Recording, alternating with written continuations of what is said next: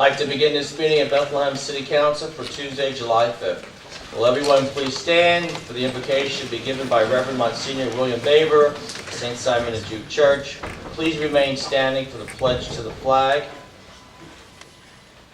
We stand before you, Father, confident that we are aware that we gather in your name.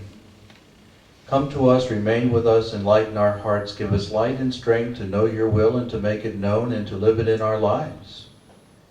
Guide us by your wisdom and support us by your power.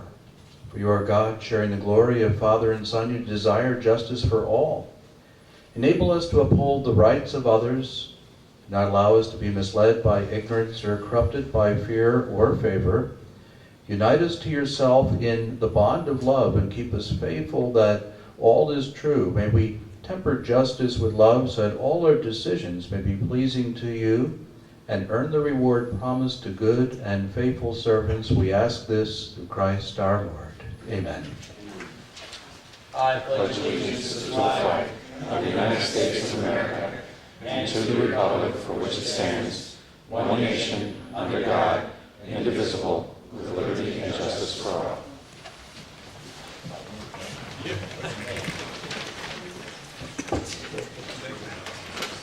Please call the roll. Mrs. Polinsky, Mr. DiGiacinto, Ms. Dolman, Present. Mr. Evans, Present. Mr. Maurer, Present. Mr. Reynolds, Present. Mr. Donches. Present. First, we have a citation honoring Commissioner Stu Beddick. Stu, if you'd be kind enough to come forward. And we have a public hearing.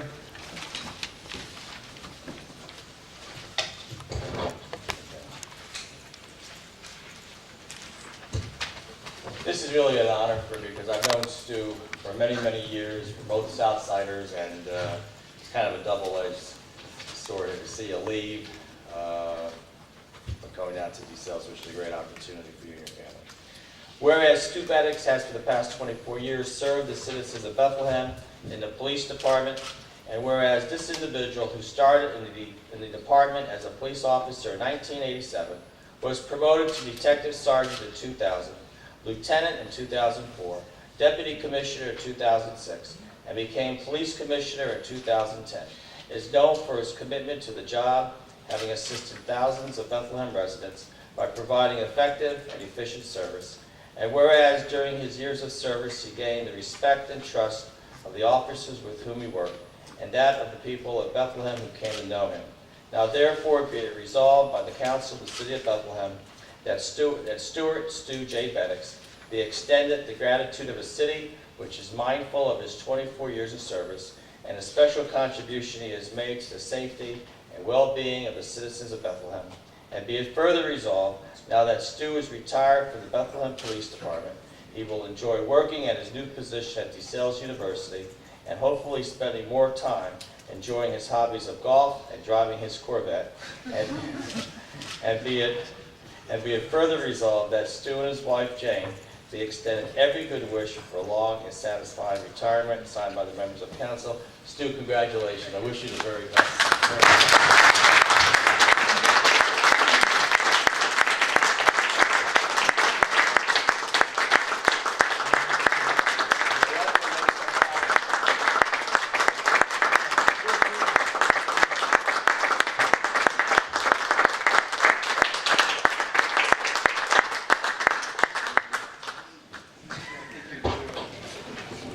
Stu, the microphone is yours.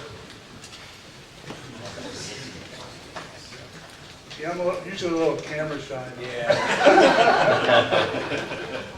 I know it's a summer night and everybody wants to get out early, so I'll make this real brief. Lots of thanks. It was a wonderful career. It feels like I just started. I first want to start off by thanking Councilman Gordon Maurer, who was the mayor in 1987. He gave me my job on February 5th and fulfilled a boyhood dream of mine. Always wanted to be a Bethlehem police officer, and he brought me that wish. Mayor Callahan, 5 years ago, he called upon me to be the deputy commissioner. In fact, I was just happy to become a sergeant. I remember when I got promoted to sergeant in 2000, I was like, yes. never in my wildest dreams did I ever think I would make it to the rank of deputy commissioner, let alone commissioner. But thank you for the confidence that you had in me to do the job. It's a bittersweet decision for me. Obviously, leaving the city that I loved, the greatest city I think in Pennsylvania, it was tough. But all good things have to come to an end, and I had a great opportunity presented to me, and I took advantage of it. I also want to thank the men and women who worked for me, because without their hard work and dedication, I always surrounded myself with great officers, and they helped catapult me to where I was, or where I became as a commissioner. Without them, I would have just been another police officer. And lastly, my wife, for being there for 24 years and putting up for some long nights. Thank you. Good luck, Steve.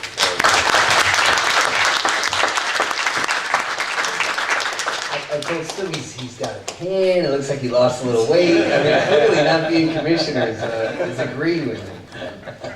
And driving a Corvette. Yeah. It's a walking cliche right there. I had the Corvette while I was commissioner. Okay. Everybody seems to think I just got it. City Council will move into a public hearing. Prior to the consideration of the regular agenda items, City Council will conduct a public hearing to review and accept public comment on the proposed use of funds to be received under the 2011 Edward Burr Memorial Justice Assistance Grant, nicknamed JAG, in the amount of $45,404, of which $27,851 is allocated to the City of Bethlehem. The remaining $17,553 is allocated to the City of Easton, for whom the City of Bethlehem serves as fiscal agent as required by federal guidelines. For serving as fiscal agent, the City of Bethlehem will receive an administrative fee of $1,775, which represents 10% of the City of Easton's JAG funding. Public hearings are conducted as follows. The President of Council will recognize a member of the administration to make a presentation. Members of Council will have the opportunity to make comments and questions, and then the President of Council will recognize the public for comments. I ask the clerk to read Communications 7A. A letter dated June 29th from Lieutenant Donald Hoffman. The police department is applying for the 2011 Edward Byrne Memorial Justice Assistant Grant, or JAG grant, in the amount of $45,404. The police department will be designated as a fiscal agent for Northampton County JAG funding, and the only other jurisdiction eligible to apply for funding under this year's grant is the City of Easton's Police Department. The allocation ratio between Bethlehem and Easton is calculated on a 61.3% to 38.7% basis, with Bethlehem receiving a maximum award of $27,851 and Easton receiving a maximum of $17,553. The Bethlehem Police Department will also receive 10% of Easton's allocation in the form of the fiscal agent's administrative fee. The amount the City of Bethlehem Police Department will receive will be either $1,775 or 10% of whatever lesser amount is awarded under the grant. The Bethlehem Police Department plans to utilize the awarded funding to purchase computer hardware and software. The JAG application process requires that the fiscal agent provide public notice of the grant application and provide an opportunity for public comment. It is requested that an opportunity for public comment be placed on City Council's agenda for this evening, July 5th. Thank you. The Chair will recognize Acting Deputy Commissioner Finity to make the presentation. Commissioner. Thank you. As a part of this application process, we have to have this public hearing, and insofar as the equipment we are seeking to purchase goes, we seek to use the funds to replace basically cruiser equipment, computers, keyboards, mounts, modems, etc. That's essentially where we're going, what we're hoping to use it for. Members of Council, questions? Questions? Thank you. Any public comment on this grant? Thank you, Commissioner. Resolution 11A is on the agenda this evening. This public hearing is adjourned. We will move to item 4, approval of the minutes, June 21st. Comments? The minutes will be provided for our next meeting. We'll move the courtesy of the floor for public comment on an ordinance or a resolution to be voted on by City Council this evening with a 5-minute time limit. I do not have anyone that signed up for first courtesy, but would anyone like to address City Council on the first courtesy of an item that is on the agenda this evening? Not, we will move into our regular business. Members of council, old business? Any old business? We'll move to communications. Communication 7B, City Solicitor Right-of-Way Grant Agreement, UGI, Long and Raspberry Streets. Attached is a proposed resolution and associated right-of-way agreement with UGI Utilities for council's consideration from the Law Bureau to be placed on council's agenda for review and action. Comments? Resolution will be placed on the July 19th agenda. We'll move the reports. Mr. Mayor. Thank you, Mr. President. I have two administrative orders for this evening. Continuing our theme of police this evening. Administrative order number 1359. I hereby appoint Jason D. Schiffer, Esquire, 3393 Fairland Drive, Schnecksville, Pennsylvania, 18078 as police commissioner. This appointment is effective July 8th, 2011. And the resolution to confirm is sponsored by Eric Evans and Gordon Maurer. Comments? Please call the roll. Ms. Dolan? Aye. Mr. Evans? Aye. Mr. Maurer? Aye. Mr. Reynolds? Aye. Mr. Donches? Aye. 5-0 passes. Thank you. Administrative order number 1360. I hereby appoint Craig S. Finnerty, 452 Manor Drive, Nazareth, Pennsylvania, 18064 as deputy police commissioner. And this appointment is effective July 8th, 2011. And the resolution to confirm is sponsored by Eric Evans and Gordon Maurer. Comments? Please call the roll. Ms. Dolan?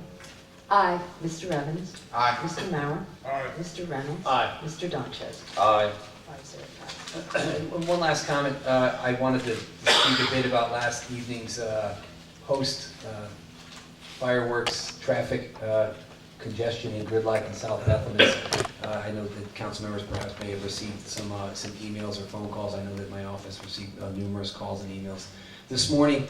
And I myself witnessed firsthand, while I appreciate the emails and the calls, I was stuck in traffic for a little over a half hour myself, and I know that some individuals were there for 45 minutes to an hour.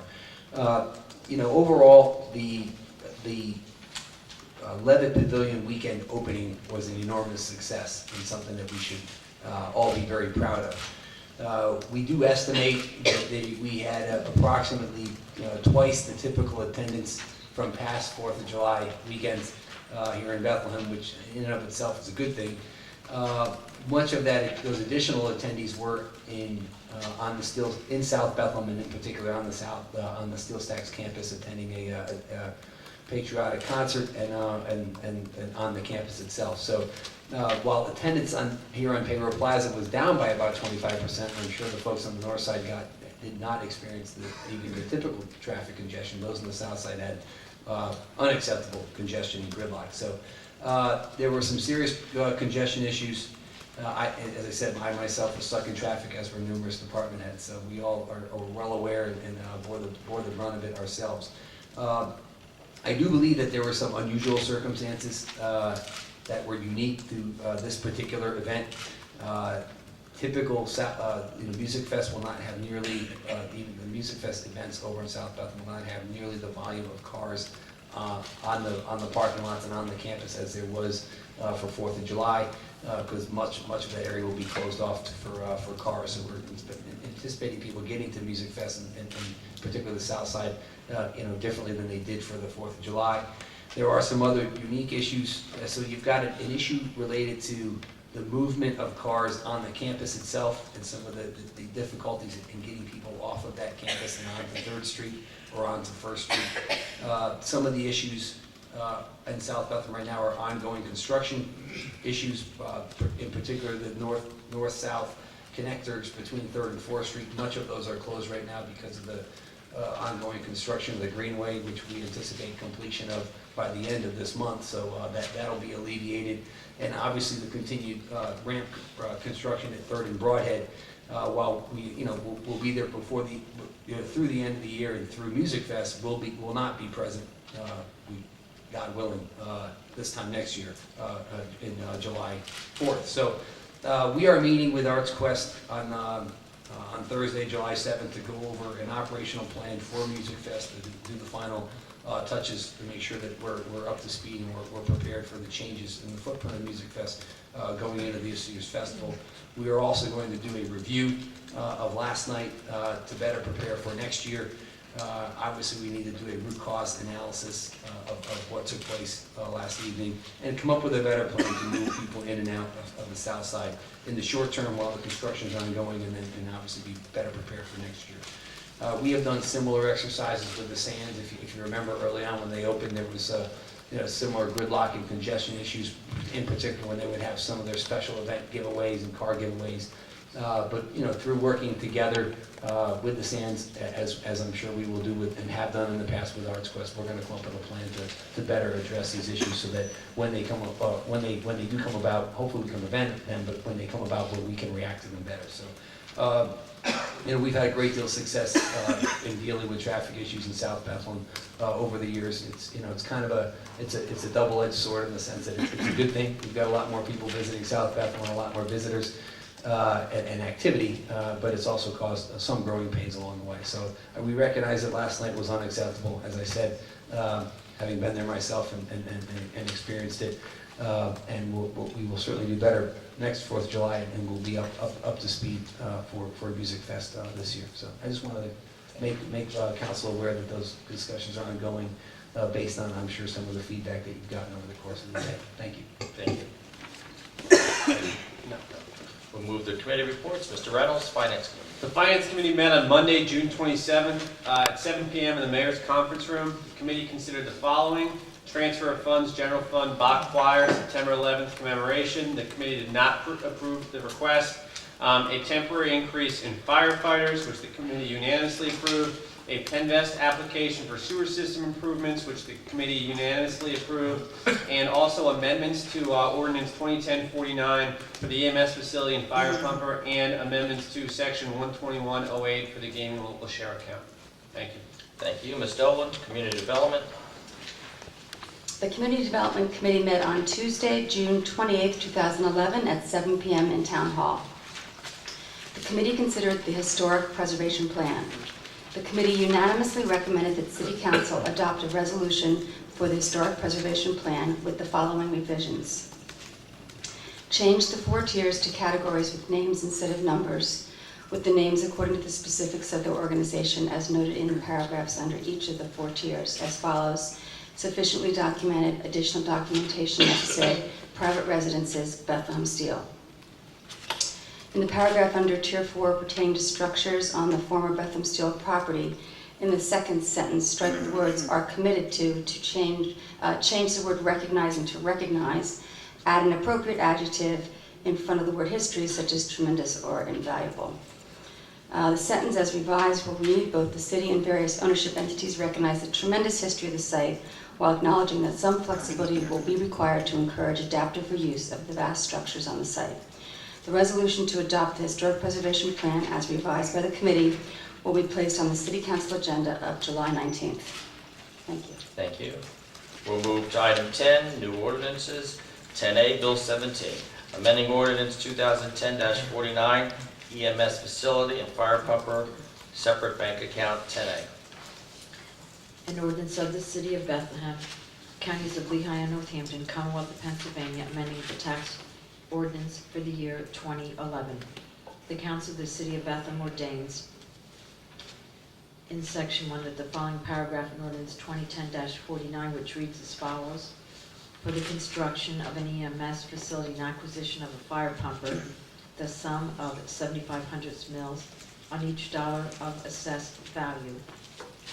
The sum of 7,500 mils on each dollar of assessed value shall be placed in a separate account entitled EMS Facility / Fire Pumper and shall not be commingled with any other monies whatsoever. All disbursements from this EMS Facility / Fire Pumper account shall be subject to City Council approval prior to disbursement to assure that these funds are utilized only for the construction of the EMS facility and acquisition of a fire pumper only. shall be amended to read as follows. For the construction of an EMS facility and acquisition of a fire pumper, the sum of 7,500 mils on each dollar of assessed value. The sum of 7,500 mils on each dollar of assessed value shall be placed in a separate bank account to be controlled by City Council under a line item in the City Council's budget, separated and segregated from all other money, and the rest of the paragraph remains the same. Section 2 is a repealer. Bill number 17 is sponsored by Karen Dolan and Gordon Maurer, and a memo has been received today from Attorney Spadoni advising and confirming that this is scheduled for first reading this evening. Councilman DiGiacinto may propose an amendment that the city administration shall immediately deposit these sums upon receipt into the referenced accounts, and this memorandum is applicable to both bills 17 and 18. Questions? Yes, Go ahead. I'm just procedural. Does that mean that this motion is being considered tonight? I believe no. Okay, so, I believe that, well, Mrs. Spadoni, you want to make a comment, you drafted the memorandum. just wondering what we got the. There was information to me this afternoon that Mr. DiGiacinto would not be here tonight, and he may have an amendment, and I thought I would notify council members as soon as I found out. Okay, so this would have to come for second reading, right? Correct. So he can make that amendment Correct. next time he's here. That's correct. I would appreciate it if both of perhaps the gentlemen who are on the finance committee, if they wanted to explain why this is important, if that's what they think. I mean, I'd like to know, because I know it went through finance and that's how it got here, so what was the genesis of it, or? Mr. Reynolds? I would defer to our council president, because it was his suggestion, and before finance, and then I can add my thoughts, but like I said, Mr. Donch's idea, so I think he should be able to. Okay, thank you. When the auditors began the audit and she was going over the general fund, she reviewed the ordinance that we passed, going back I believe in January. And she called me and said to me basically that she felt that she knew the intent of the ordinance, but she felt that it should be phrased differently. And then immediately after I got off the phone with her, I called Solicitor Spadoni and told him to give her a call. And then he had a conversation with her, and I think it was maybe a joint effort to draft this amendment to the ordinance that we passed, I believe, in January.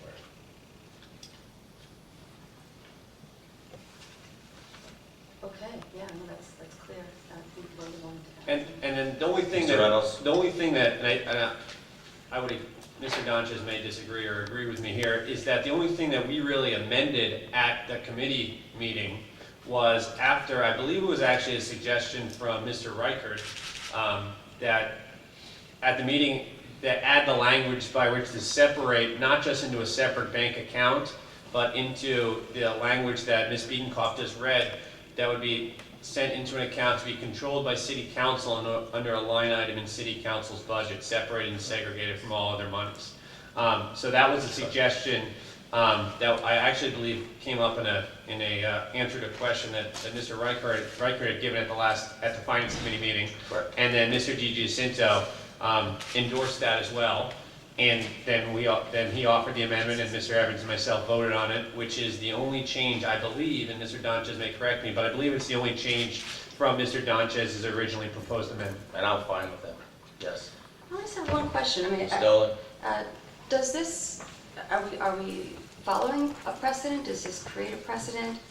If you're going to take something, I guess it's probably, what was this, from the general fund? We're taking it from the general fund? Right now, where... The dedicated tax money, The dedicated... the dedicated revenue for the tax that we passed back in, at the end of the year, and then the ordinance, basically, I guess it's in the general fund, or it's in a separate line item account. Is it in the general fund?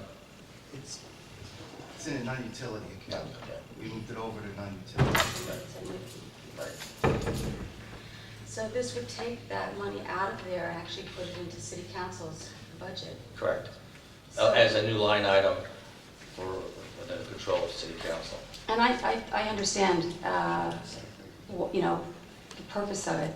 It's just, does that create some sort of a precedent of us putting general city dollars into city council's budget because we feel we have to make sure that the will of council and what we promised in terms of tax increase, et cetera, is followed through? But is this a good time to set that precedent? I don't know, maybe this is something we've done before. I don't believe, I'm aware that it was done before. I would defer to Cindy on that, but I think the concern of the auditor was that she knew the intent of council and the debate that we had, you know, going back in January, but she felt that it wasn't airtight, and then that you could either put it in. Her recommendation was move that money into a separate bank account, and as Mr. Reynolds said during the discussion, during the finance meeting, it came up about maybe just moving it into city council, a separate new line item in city council, and then city council would transfer that money when appropriate. Mr. Reynolds? Yeah, just one other thing was, one of the questions that came up that might be connected to your precedent question was whether or not there would be any other costs incurred by doing this. And I believe Mr. Sivek said it would be like $100 or something for whatever maintenance fees have to do with... If we were to deal with a bank. Yeah, with a new bank account.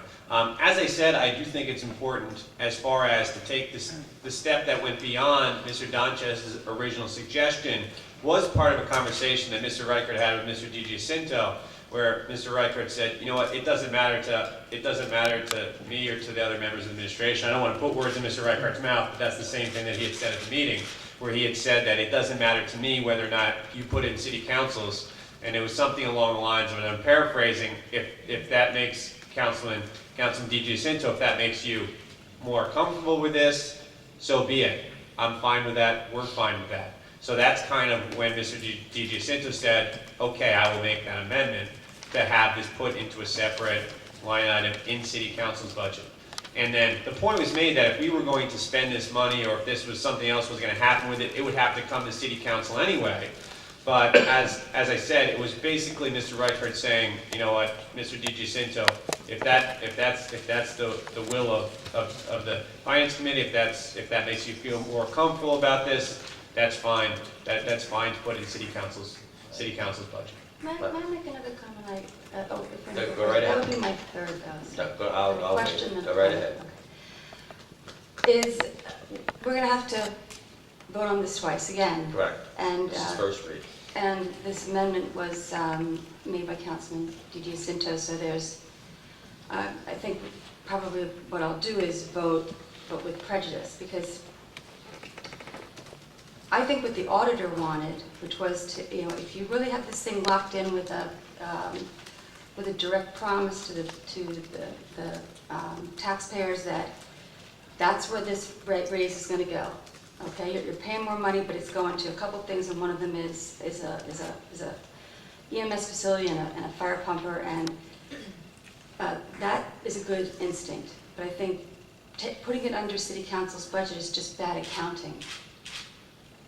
That doesn't to me, it doesn't mean anything except for, if I were looking at the books, I would say, why is there a pumper under city council's budget, whereas a separate bank account? And that was her recommendation. And that was her recommendation. Correct. So I would hope maybe between now and the next meeting, we might make that come into line with general accounting practices. Through, I guess, not passing the amendment, would that be it? Is it where to go? Well, if we were to move this forward tonight for a second read July 19th, we could certainly amend this, and if it's the will of council, and just keep it as is, or move it to a separate bank account, or keep it under city council's line item.